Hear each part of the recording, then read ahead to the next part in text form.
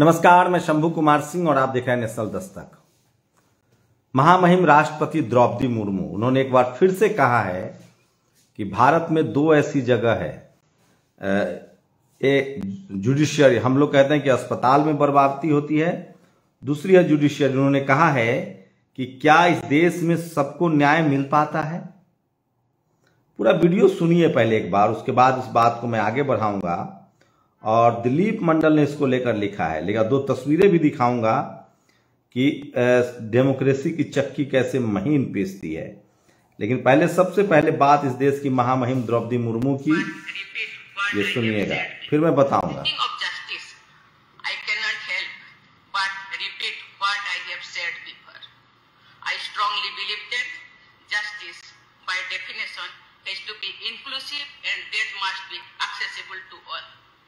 However, access to justice is hindered by many factors. Cost of justice is one of them, and we need to keep expanding the reach of free legal counseling. The language of justice is another hindrance, but there is praiseworthy progress in that direction, and the higher judiciary has started making verdicts available in more and more regional languages. There can be many more innovations to make the legal processes inclusive in terms of language. तो वो कह रही हैं Draupadi, Guwahati high court में बोल रही थी राष्ट्रपति महामहिम द्रौपदी मुर्मू। वो कह रही थी कि कानून सबके लिए हो, सस्ता हो, सुलभ हो। तो सोचिए, बताइए, इस देश में SC ST OBC के लोग जेलों में भरे पड़े हैं जमानत के बगैर, और किस तरह का जुडिशियरी सिस्टम कायम कर दिया गया क्योंकि डाइवर्सिटी नहीं है। एक मनीष कश्यप है उर्फ त्रिपुरारी तिवारी, उस पर NSA लग गया। उसने क्रिमिनल ऑफेंस किया है, जानबूझकर झूठ बोला, दो राज्यों के बीच भगदड़ मचाने की कोशिश की। चित्रा त्रिपाठी लिख रही कि उसका कैरियर बर्बाद हो जाएगा, NSA लग गया है। चित्रा त्रिपाठी ने चंद्रशेखर रावण पर NSA लगने का विरोध नहीं किया था, सिद्दीकी कप्पन पे UAPA लगने का विरोध नहीं किया था। शर्जील इमाम, मिरान हैदर, इनका कोई कैरियर नहीं है। उमर खालिद सैफी का कोई कैरियर नहीं है। दलित पिछड़े आदिवासी का कोई कैरियर नहीं होता है। कैरियर तो सिर्फ ब्राह्मण युवक का होता है, और वो इसलिए कि हम सब उस मकर जाल में फंसे हुए हैं। आप सोचिए, एक आदमी सरेआम अपराध करता है और उसके कैरियर की चिंता सता रही है। अगर ये कोई आम ब्राह्मण बोलता तो मुझे आपत्ति नहीं थी। आज तक जैसे चैनल में बैठ के एक प्राइम टाइम का एंकर बोल रहा है, तो आप कल्पना कर सकते हैं कि इस ब्राह्मण समाज की महिला एंकर ने अब तक कितने SC ST OBC का कैरियर बर्बाद किया होगा, कितने नेताओं को बदनाम किया होगा, और कितने लोगों को इन हाउस इन्होंने बदसलूकी की होगी। आप अंदाजा लगा सकते हैं। इस ब्राह्मण समाज की महिला पत्रकार की चिंता सिर्फ और सिर्फ इसीलिए है क्योंकि वो युवक ब्राह्मण समाज का है। अगर इनकी चिंता कानून व्यवस्था की होती, सरकार कानून व्यवस्था का दुरुपयोग करे उसकी होती, तो अब तक जितने UAPA NSA लगे हैं, चंद्रशेखर रावण पर, उस पर तो कम से कम बोलते, मिरान हैदर पर तो बोलते, शर्जील इमाम पर तो बोलते, उमर खालिद पर बोलते, खालिद सैफी पर बोलते, चलो पत्रकार ही लगा सिद्दीकी कप्पन, उस पर बोल देते। तो सोचिए, जाति की ये धमक है। चित्रा जी ने ऐसा ही ट्वीट चंद्रशेखर आजाद रावण के लिए भी किया था क्या? चंद्रशेखर को तो आज तक के मंच पर बुलाया भी नहीं। दिलीप कहते, अनुभव क्या तुमने NSA पढ़ा है या पढ़ने की कोशिश की? NSA क्या है? NSA यानी जब प्रशासन समझे कि कोई व्यक्ति राष्ट्र या अमन चैन के लिए खतरा है, तो उसे ज्यादा से ज्यादा 12 महीने प्रिवेंटिव डिटेंशन में जेल में रखना। तुम कह रहे हो जेल में ठूस दीजिए, हो गया, ट्रायल भी चलेगा, कानून का राज है। तो सोचिए किस तरह से पूरा सवर्ण समाज एकजुट है इस एक अपराधी पत्रकार के नाम पर अपराध करने वाले को बचाने के लिए। सोचिए, हिंदू महासभा के पदाधिकारियों ने साजिश से कटवाया था गौ मांस से, हम नहीं कह रहे, अखबार की रिपोर्ट है। हिंदू महासभा के पदाधिकारियों ने साजिश से कटवाया था गौवंश। गौकसी की साजिश में शामिल थे हिंदू महासभा के पदाधिकारी। ये राजेश साहू ने ट्वीट किया है। यूपी की खबर है। रामनवमी पर किस तरह से रामनवमी पर माहौल बिगाड़ने की कोशिश थी, दूसरे गुट को फंसाने का षड्यंत्र रचा गया। आगरा प्रमुख संवाददाता रामनवमी पर। इस तरह के भी षड्यंत्र होते हैं इस देश में, आप सोचिए। और जाते जाते आपको एक खुशखबरी बता रहा हूं, सुन लीजिएगा SC ST OBC के लोगों। यूपी PCS का रिजल्ट आया है। डिप्टी कलेक्टर 39 बनाए गए हैं, सवर्ण 19, OBC 12, SC 8, कुल 39। टॉप देश में एक भी OBC SC नहीं है।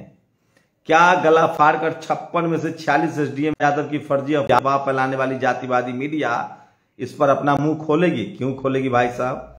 और कानून कितना महीन पिसता है दोस्तों, देखिए ये तस्वीर देखिए, कितना मतलब है इस तस्वीर का। एक तस्वीर में जातिवाद है जिसमें एक पुजारी बहुत दूर से प्रसाद फेंक रहा है, अछूत जैसा व्यवहार कर रहा है, अनटचेबिलिटी।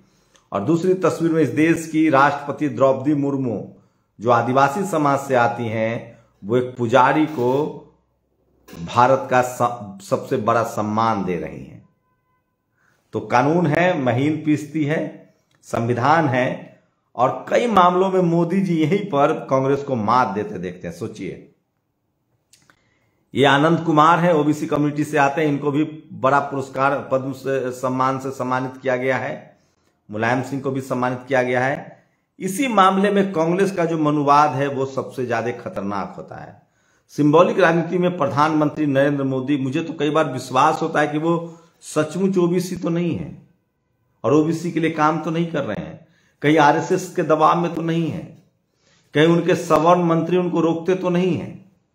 ये तो कौन बनाता था 27 OBC मिनिस्टर? कौन PT उषा को IOC का चेयरमैन बनाए? कौन प्रोफेसर आनंद को देता ये भारत सम्मान? कौन मुलायम सिंह को देता? कौन रामविलास जी को देता? मान्यवर कांसीराम साहब को भारत रत्न दे दे नरेंद्र मोदी जी। कौन फूले गार्ड? इससे पहले कोई बोलता था क्या फूले साहब पर, अंबेडकर साहब पर? बस उनका निजीकरण बंद कर दें और कोलेजियम सिस्टम हटा दें और जुडिशियल कमीशन को लागू कर दे। सचमुच इस देश का SC ST OBC कृतज्ञ होगा प्रधानमंत्री जी आपका। आप इस देश के प्रधानमंत्री हैं, इस देश की बहुसंख्यक आबादी जिसकी संसाधन में भागीदारी नहीं है। आपने तो गरीबी भी देखी है। सोचिए, आपके एजुकेशन पर लोग सवाल उठा रहे हैं। जिन लोगों ने SC ST OBC को अशिक्षित रखा है, कम से कम अब तो आप OBC की तरह काम कीजिए और इस देश के शोषित, वंचित, गरीब और किसानों के लिए काम कीजिए। जाट, गुर्जर, पटेल, मराठा, राजपूतों तक को लिए काम कीजिए और पहचानिए उन जातिवादियों को, मनुवादियों को जो आपको बदनाम कर रहे हैं। आज जो लोग कह रहे हैं कि पढ़ाई लिखाई बहुत जरूरी है, कल यही लोग कह रहे थे कि पढ़ा लिखा ही वोट देगा। पढ़ाई लिखाई का राजनीति से कोई मतलब नहीं है, होशियारी से कोई मतलब नहीं है। प्रधानमंत्री के पढ़ाई लिखाई पर जो लोग सवाल उठा रहे हैं, उससे सबसे ज्यादा नुकसान SC ST OBC को होगा, क्योंकि हमारे पुरखे तो पढ़े लिखे ही नहीं थे। हमारे तो अभी भी, हमारी बहुसंख्यक आबादी अभी भी स्कूल नहीं जा पा रही है। लेकिन प्रधानमंत्री जी OBC तब सच्चे कहलाएंगे जब वो 27% रिजर्वेशन को 69% तमिलनाडु मॉडल फॉलो करें, जाति जनगणना कराएं, कोलेजियम सिस्टम हटाएं और SC ST OBC को, हमें किसी से कोई नफरत है, दुश्मनी है? हम संविधान से, आप संविधान से चुन के आए हैं, आप लोकतंत्र के पहरुआ हैं, लोकतंत्र से चुन के आए हैं। हटाइए कोलेजियम सिस्टम को जो असंवैधानिक है। SC ST OBC का रिजर्वेशन मजबूत कीजिए, जाति जगत जनगणना कराइए। कौन हटा देगा आपके प्रधानमंत्री पद से?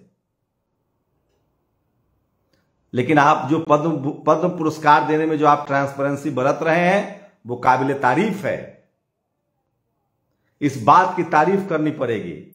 कांग्रेस ने इस देश में सिर्फ मनुवाद को मजबूत किया, जातिवाद को मजबूत किया, उस पर चर्चा नहीं हुई। मैं जातिवाद, मनुवाद और ब्राह्मणवाद का विरोधी हूं। मैं फूले पेरियार, अंबेडकर, इस संविधान के आदर्शों को मानने वाला आदमी हूं। क्या आप लोग को लगता है प्रधानमंत्री संघ के दबाव में है या वो सिर्फ सिंबॉलिक राजनीति कर रहे हैं? अगर सिंबॉलिक राजनीति भी कर रहे हैं तो ये होनी चाहिए। आप सोचिए, प्रोफेसर आनंद को कांग्रेस नहीं दे सकती थी? कांग्रेस को मौका मिलता था तो सचिन तेंदुलकर, मोदी जी को मौका मिला है तो PT उषा, मोदी जी को मौका मिला तो मुलायम सिंह यादव, रामविलास पासवान, मान्यवर साहब को भारत रत्न दे दे, अगर मेजर ध्यानचंद को भारत रत्न दे दे, कौन दलित पिछड़ा आदिवासी इनका विरोध करेगा? क्यों करेगा? आप रिजर्वेशन को लागू करिए, आरक्षण को बढ़ाइए, प्राइवेटाइजेशन बंद कीजिए, इस देश की सरकारी संपत्ति को मजबूत कीजिए। और मैं फिर कह रहा हूं, कॉर्पोरेटाइजेशन भी बहुत जरूरी है, बिजनेस व्यापार भी बहुत जरूरी है। तो ये सब करना पड़ेगा। और सबसे बड़ी बात है जो राष्ट्रपति द्रौपदी मुर्मू ने कहा, जब तक कॉलेजियम सिस्टम खत्म नहीं होगा इस देश में सबको बराबर का न्याय नहीं मिलेगा। और ये बात मैं नहीं कह रहा हूं, इस देश के किसान उपराष्ट्रपति धनखड़ साहब कह रहे हैं, इस देश के ट्राइबल कानून मंत्री किरण रिजिजू कह रहे हैं, इस देश की महामहिम राष्ट्रपति द्रौपदी मुर्मू कह रही हैं, जुडिशियल कमीशन होना चाहिए। सोचिए, विडंबना देखिए कि जो ब्राह्मण समाज पूरी तरह से प्रधानमंत्री के साथ है, कॉलेजियम सिस्टम पर प्रधानमंत्री और कानून मंत्री के खिलाफ है। आप लोगों को क्या लगता है, क्या कॉलेजियम सिस्टम अच्छा है या बुरा है? अपनी प्रतिक्रिया जरूर दीजिए। शुक्रिया। नेशनल दस्तक की आपसे गुजारिश है कि अगर इसको बचाना चाहते हैं तो नेशनल दस्तक को सब्सक्राइब करने के लिए रेड कलर के सब्सक्राइब बटन को दबाएं, फिर बेल आइकन की घंटी दबाएं। नेशनल दस्तक को बचाने के लिए बहुत जरूरी है कि हर खबर को शेयर करें, लाइक करें, कमेंट जरूर करें।